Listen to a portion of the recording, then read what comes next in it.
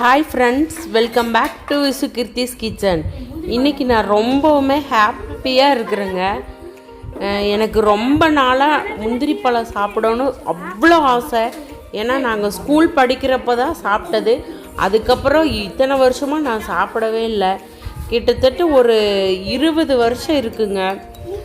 முந்திரி பழம்னா எனக்கு ரொம்பவுமே பிடிக்கும். அதோட மனம், அதோட டேஸ்ட்டு அவ்வளோ அருமையாக இருக்குங்க.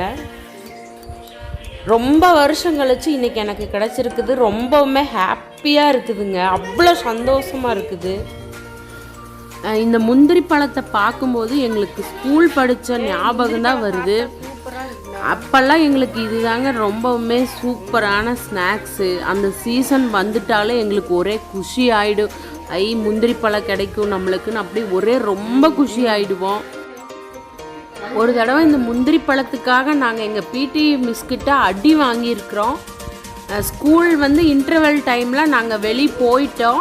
இந்த முந்திரி பழம் எங்களுக்கு கொஞ்சம் ஸ்கூலுக்கு கொஞ்சம் தூரமாக இருந்துச்சு. அதை போய் வாங்கிட்டு வந்துட்டு ஸ்கூல் அந்த டைமுக்குள்ளே வர முடியல.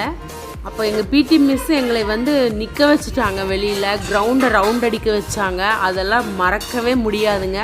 இந்த முந்திரி பழத்துக்காக நாங்கள் பிடி மிஸ்கிட்ட அடி வாங்கியிருக்கிறோம். அப்புறம் பனிஷ்மெண்ட் வாங்கியிருக்கிறோம். அப்புறம் இன்னொரு நாள் எங்களோட ஃப்ரெண்டு மகாலட்சுமின்னு சொல்லிட்டு அவளும் எங்களுக்காக முந்திரி பழம் வாங்க போயிட்டு அன்னைக்கு அவளுக்கும் லேட் ஆகிடுச்சு. அதனால் பிடி மிஸ் அவளையும் பனிஷ்மெண்ட் பண்ணாங்க. கிரவுண்டை ஓட விட்டுட்டாங்க. இப்போ எனக்கு இந்த முந்திரி பழம் எங்கள் மாமா புள்ள சங்கமேஸ்வரி அவங்க டியூஷன் வர்ற ஃப்ரெண்டு வீட்டில் இருக்குதுன்னு சொல்லி கொண்டு வந்தா. அவன் மூலிமா எனக்கு இன்றைக்கி இந்த முந்திரி பழம் கிடச்சிருக்குதுங்க. ரொம்பவுமே ஹாப்பியாக இருக்குது. அவளுக்கு அவ்வளோ ஹாப்பி.